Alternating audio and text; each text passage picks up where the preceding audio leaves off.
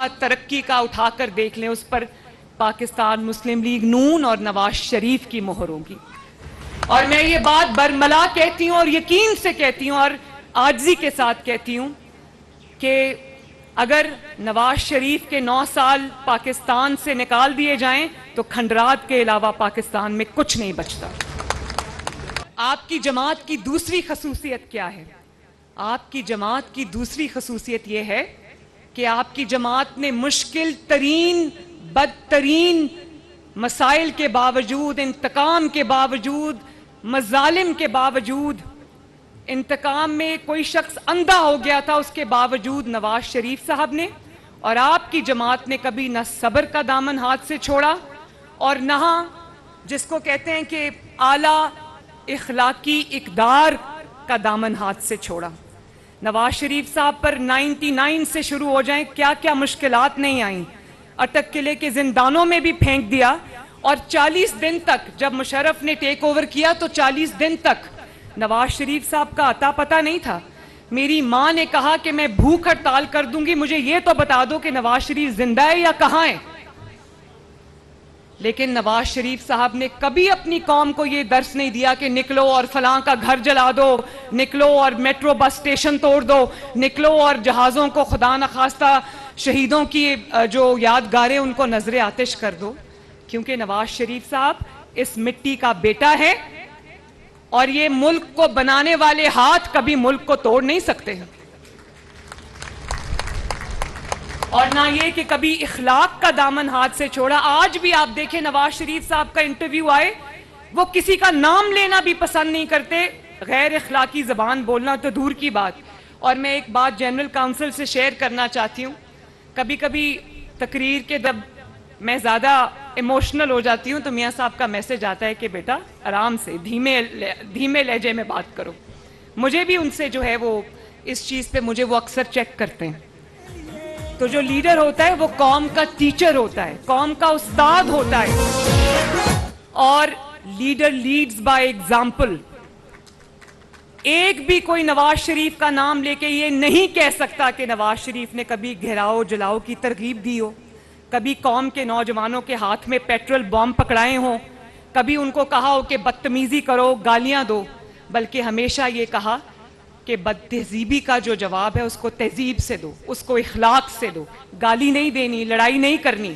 نواز شریف صاحب پر، مسلم لیگ نون پر کیا کیا مشکلات نہیں آئیں، بہت بڑی بڑی مشکلات آئیں، لیکن آپ کا لیڈر ایک ایسا لیڈر ہے، آپ کی جماعت ایک ایسی جماعت ہے، آپ کی جماعت کے جو رہنمائیں ایسے رہنمائیں کسی نے کبھی روتے پیٹتے ہوئے عوام کو اپنی جو مشکلات کی کہانی نہیں سنائی۔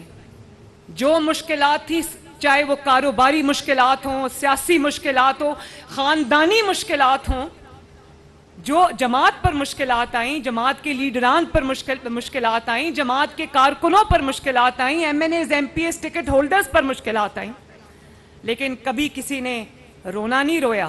اس ملک کی خاطر، ایک مقصد کی خاطر، ملک کو آگے بڑھانے کی خاطر ہمیشہ بہادری سے مشکلات کا سامنا کیا۔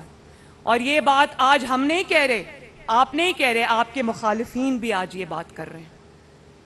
کوئی جماعت کا جو، یہ بھی آپ کی جماعت کا خاصہ ہے، یہ آپ کی جماعت کی شائننگ کوالٹی ہے کہ آپ کی جماعت نے، آپ نے، اور یہ سب سے بڑا اس چیز کا کریڈٹ میں آپ کو دوں گی، آپ سب کو دوں گی۔ لیڈران تو ہوتے ہیں، وہ سیزنڈ ہوتے ہیں، ویدرڈ ہوتے ہیں، دیکھ رہے ہوتے ہیں ایک بڑی پکچر، لیکن آپ لوگوں نے جس طرح مشکلات کا سامنا کیا، لیکن چٹان کی طرح، کوہ ہمالیہ کی طرح نواز شریف کے ساتھ کھڑے رہے۔ کسی نے کوئی پریس کانفرنس نہیں کی،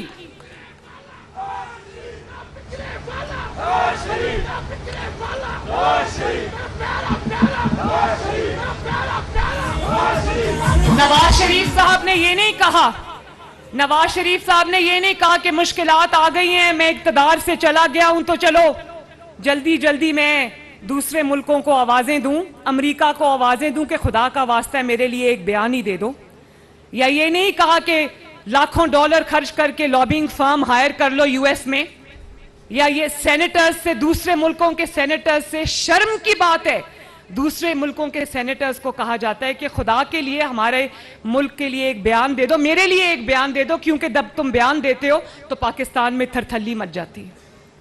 کبھی کسی نے سنا ہو کہ نواز شریف نے کسی غیر ملکی کو آواز دی ہو کہ خدا کے واسطے آؤ اور میری مدد کرو؟ انہوں نے ایک ہی بات کی, انہوں نے کہا کہ میں اپنا معاملہ اللہ تعالیٰ پہ چھوڑتا ہوں. اور اس کے بعد اس قوم نے, ان کی جماعت نے, آپ نے ان کے ہر وعدے کی, فخر کی, ان کے یقین کی لاج رکھی, جس کے لیے میں آپ سب کی شکر گزار ہوں. یہ بھی آپ کی جماعت کا خاصہ ہے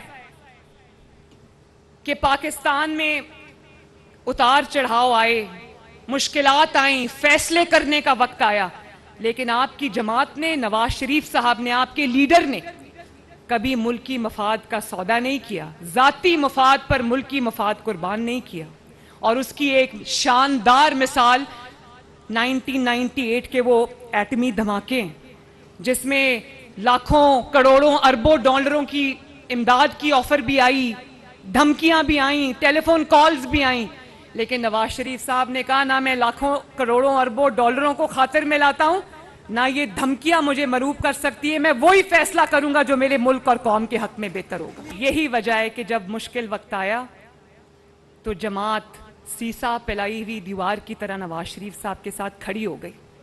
کوئی لیڈر تو کیا, کوئی کارکن بھی جماعت چھوڑ کے نہیں گیا. یہ جتنے لیڈران یہاں پر بیٹھے ہیں اسٹیج پہ, سب پوری آب و تاب کے ساتھ پاکستان کے سیاسی میدان میں چمک رہے, حالانکہ وہ ابھی ملک میں موجود نہیں ہیں.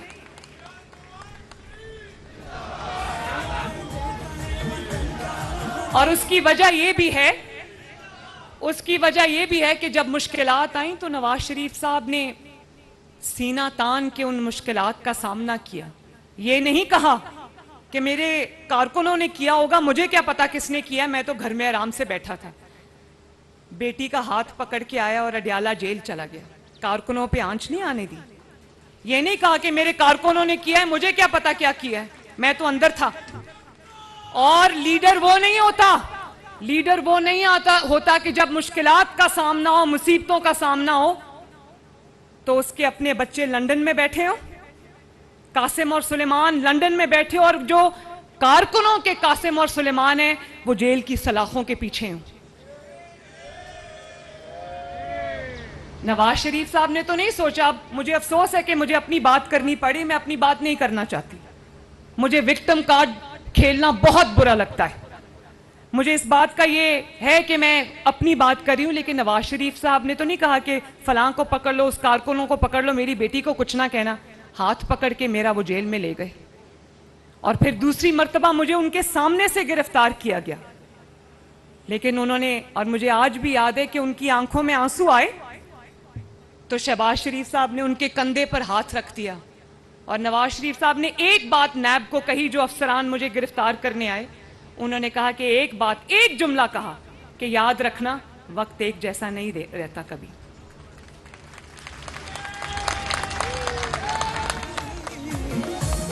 اور جب لوگوں کے بچوں پہ مشکلات آئیں, جن کو ورغلایا, جن کے دماغوں میں, جن کی رگوں میں بارود بھرا, جن کے ہاتھوں سے لیپ ٹاپ اور کتابیں لے کے, جن کے ہاتھوں میں پیٹرول بم اور ہتھیار پکڑا دیے, ان کو ورغلایا کہ جا کے قومی تنصیبات پر حملہ کرو, افواج پاکستان کی تنصیبات پر حملہ کرو, شہداء کی یادگاروں اور علامتوں پہ حملہ کرو. اور جب وہ پکڑے گئے اس سازش میں, تو اپنے گھر سے بیٹھ کے ٹویٹ کر رہے کہ مجھے قاسم اور سلیمان کے ساتھ شمالی علاقہ جات میں ہائیکنگ بڑی یاد آ رہی ہے. میرا دل اس وقت ٹکڑے ٹکڑے ہو گیا. بھلے وہ کسی اور جماعت کا کارکن ہے تو وہ کارکن نا. تو مجھے بڑی تکلیف ہوئی اس بات کی. اور پھر کہتا ہے کہ میرے بچوں کے لیے یہ ملک ٹھیک نہیں ہے.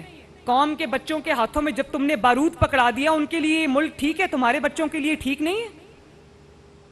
لوگوں کو کہتا تھا کہ ان کے بچے باہر رہتے ہیں. بھئی یہ مریم نواز شریف آپ کے سامنے کھڑی, اللہ تعالیٰ کا شکر ہے.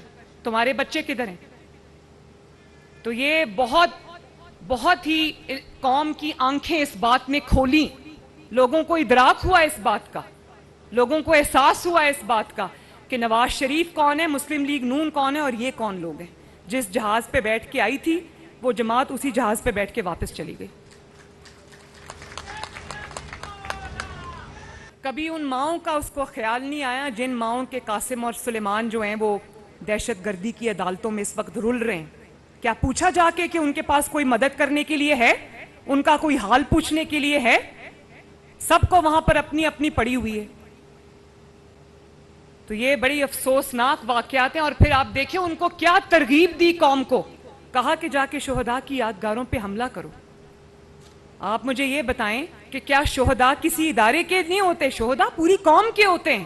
انہوں نے جس نے لسبیلا ہیلی کاپٹر کریش حادثے پر اس نے شہداء کا مذاق اڑایا، اس شخص کو کیا پتا کہ اپنے ملک اور اپنی مٹی کی خاطر جان دینے والا سپاہی یا افسر اس کی کیا قدر ہوتی.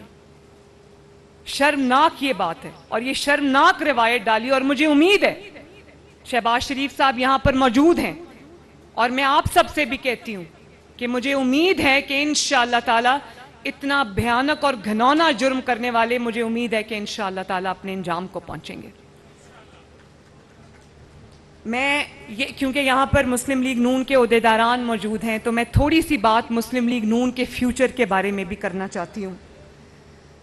میں سمجھتی ہوں کہ مسلم لیگ نون پر کسی کی کوئی اجارہ داری نہیں ہے. مسلم لیگ نون عام عوام کی جماعت ہے، کارکنوں کی جماعت ہے، اور اس پہ سب سے زیادہ حق مسلم لیگ نون کے کارکنوں کا ہے. اور پھر کیونکہ سیاسی جماعتوں پر ایک ملک کی اتنی انویسٹمنٹ ہوتی ہے، اس لیے میں سمجھتی ہوں کہ یہ جماعت بھی اس ملک اور اس قوم کی امانت ہے. اس لیے اس جماعت کو آگے بڑھانا، اس کو ایکسپینڈ کرنا، اس کی جو گروتھ ہے وہ ہم سب کی ذمہ داری ہے. اس میں لوگوں کو شامل کرنا. اور میں یہ سمجھتی ہوں کہ جماعت کے اندر احسن اقبال صاحب ایک ٹیلنٹ ہنٹ پروگرام ہونا چاہیے جس میں ہر شہر سے جو بہترین کارکن ہیں ان کو چن کے جو ہے ان کو ذمہ داریاں دی جائیں.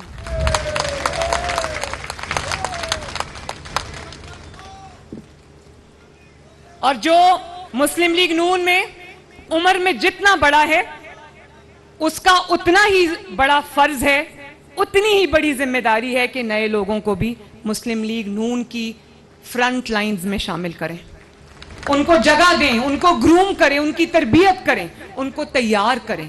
کیونکہ مسلم لیگ نون صرف مسلم لیگ نون نہیں ہے، وہ اس قوم کا سب سے بڑا اثاثہ ہے انشاءاللہ تعالی. اور اس کے علاوہ میں یہ سمجھتی ہوں کہ میرٹ کو فروغ ملنا چاہیے. چاہے کوئی کسی کا بیٹا ہو، بیٹی ہو، میرٹ پہ پورا اترتا ہے، محنت کرتا ہے تو جماعت اس کو ضرور فوقیت دے، اس کو شامل بھی کرے. لیکن اگر کوئی میرٹ پہ پورا نہیں اترتا، کسی کا بھائی ہے، کسی کا بہن ہے، کسی کی بیٹی ہے، کسی کچھ بھی ہے، اس کو عہدہ نہ دیا جائے. اور میں یہ بھی سمجھتی ہوں کہ جو کارکردگی ہے اس کے ساتھ عہدوں کو لنک کیا جائے. جو لوگ کئی سال سے عہدوں پر بیٹھے ہیں اور کارکردگی نہیں ہے، ان سے معذرت کے ساتھ عہدے لے کر ان کو دیے جائے جو جماعت کے لیے کچھ کرنے کا ہنر رکھتے ہیں.